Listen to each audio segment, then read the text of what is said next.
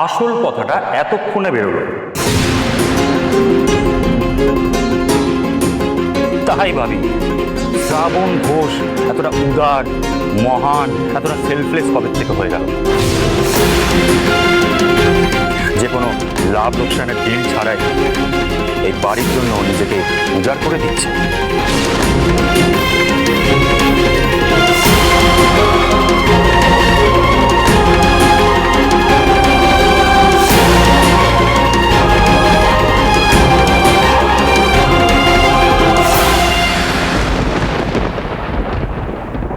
I got you শ্রাবণ, আমি তোমার খেলা ধরে ফেলেছি। তোমার সব খেলা এবার ধরা পড়ে গেছে। খেলা? কিসের খেলা মিস্টার ঘোষ? কি বলছেন আপনি? একদম ন্যাকা সাজবে। তুমি সবাইকে বোকা বানাতে পারো শ্রাবণ, কিন্তু ওমকার ঘোষকে নয়।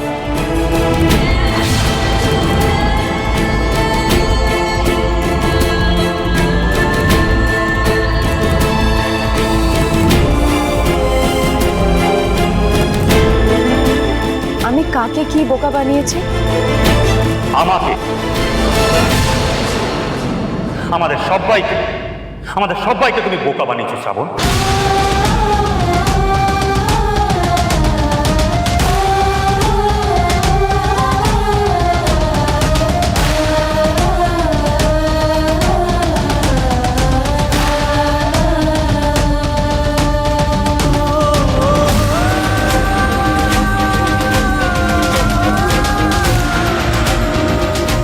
আমি শিওর তুমি সেটির আসল পরিচয়টা অনেক আগের থেকেই জানতে। তুমি জানতে উনি মল্লার কথা।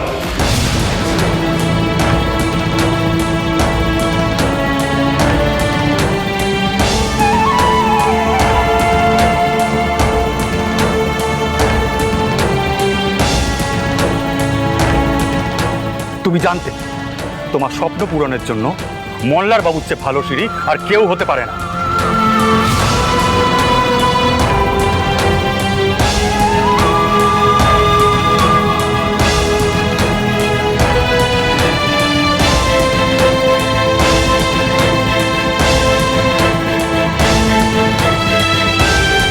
তাই রিস্ক আছে জেনেও তুমি 48 ঘন্টার মধ্যে 20 লাখ টাকার অর্ডার ডেলিভারির শর্তে রাজি হয়ে গেলে, শুধুমাত্র মল্লার বাবুকে ইমপ্রেস করার জন্য।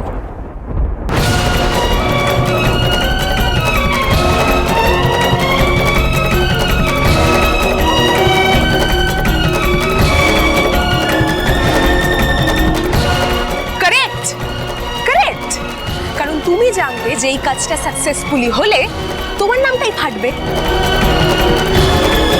কারণ চ্যালেঞ্জটা তুমি নিয়েছিলে। রোহিণী, তুমি বেসিক্যালি তুমি আমাদের সবাইকে ইউজ করেছো, আমাদের প্রত্যেককে তুমি ইউজ করেছো। এসব আপনি কি বলছেন?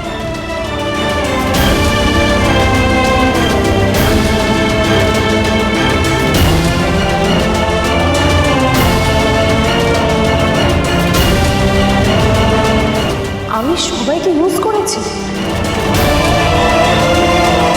আপনি হয়তো ভুলে যাচ্ছেন মিস্টার ঘোষ, চাঁদমণি ডেয়ারির দলিলটা এখনো কিন্তু দাদুর হাতে।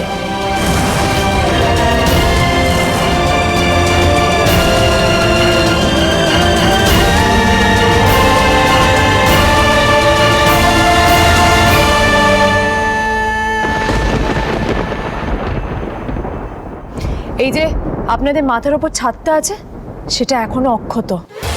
এই ভয়টাই, ঠিক এই ভয়টাই দেখিয়ে তুমি আমাদের সবাইকে দিয়ে যা নয় তাই করেছ।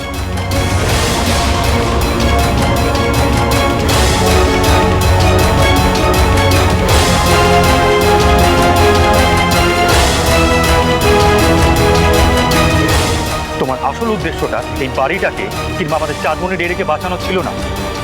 তোমার উদ্দেশ্য ছিল নিজের ক্যারিয়ার বানানো।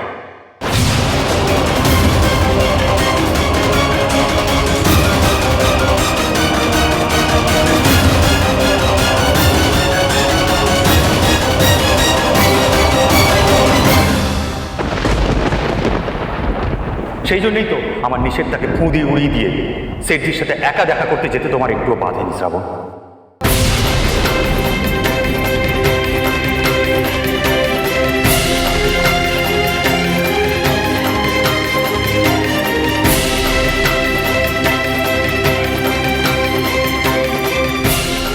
বসুন্ধরা সাউন্ডসের মালিক শ্রাবণকে দিয়ে মিউজিক অ্যালবাম বানাবে। ও ওয়াও, এই চান্সটাই তো আমাকে কাজে লাগাতে হবে। আমার কিন্তু একটা অন্য প্রশ্ন আছে তোমাকে, শ্রাবণ। কি প্রশ্ন?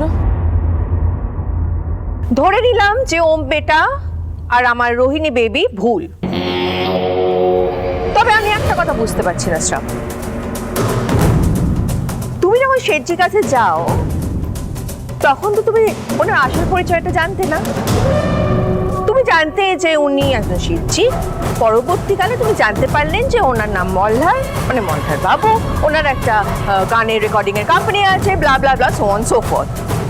তারপর উনি হঠাৎ করে তোমাকে গানের অফার দিয়ে দেয়, কিন্তু তুমি তো আমার মতো নও, তুমি তো আমার পরম শ্রদ্ধেয় শ্বশুর মশাইয়ের প্রিয় নাতবু।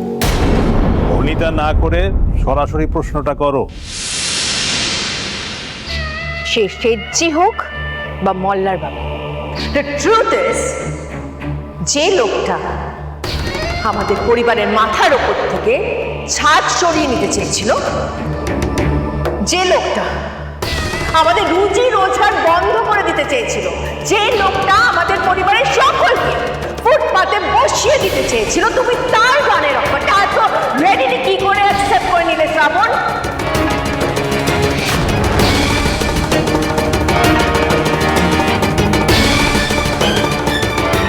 জবে থেকে এই পরিবারের সত্যিকারের বউ হয়েছো, তখন থেকে শুধু একটাই কথা তোমার মুখে, এই পরিবারের আমি মঙ্গল চাই, এই পরিবারের সবাইকে আমি এক সূত্রে বাঁধতে চাই, এই পরিবার আমার সবকিছু, এই ফ্যামিলি। আমি শুরু থেকেই জানতাম যেই মেয়ে নিজের স্বার্থ ছাড়া, নিজের লাভ ছাড়া কিচ্ছু জানে না, সে শুধুমাত্র এই পরিবারের কথা ভেবে এই বাড়িতে থেকে যাবে।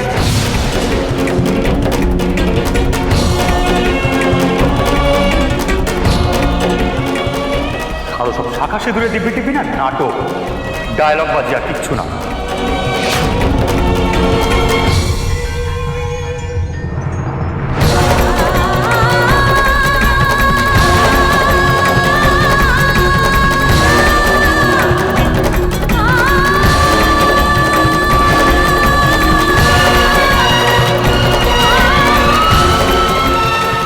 আর ওল্ড এই মেয়ের হাতে তুমি আমার মায়ের ডায়েরিটা তুলে দিয়ে ভুল করেছো। ও শুধু টাকা চেনে আর কিচ্ছু না।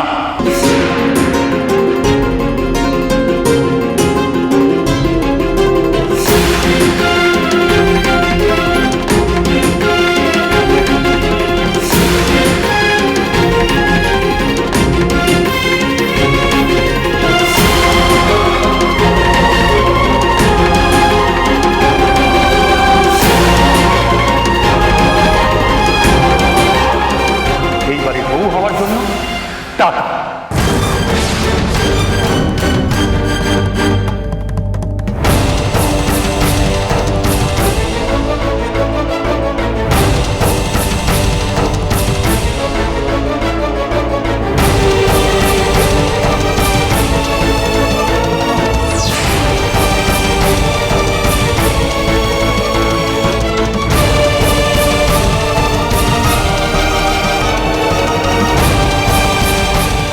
তোমার নাতবউ হওয়ার জন্য টাকা।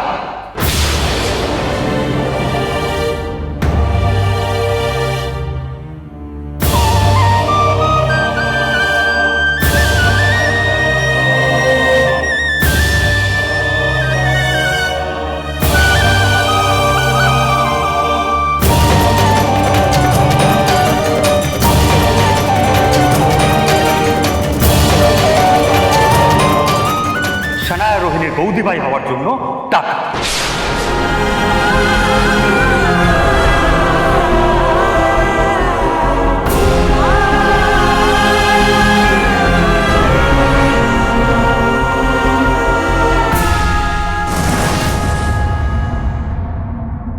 আর আমার ওয়াইফ হওয়ার জন্য টাকা।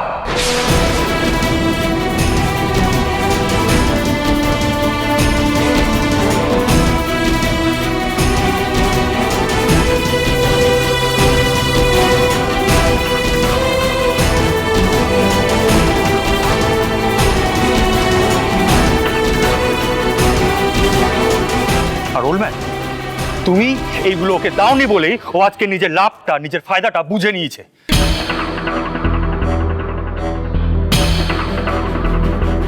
তোমার মতো মেয়ে কন্ট্রাক্ট ওয়াইফ শুধুমাত্র ভাড়া করা বউ হওয়ারই যোগ্য।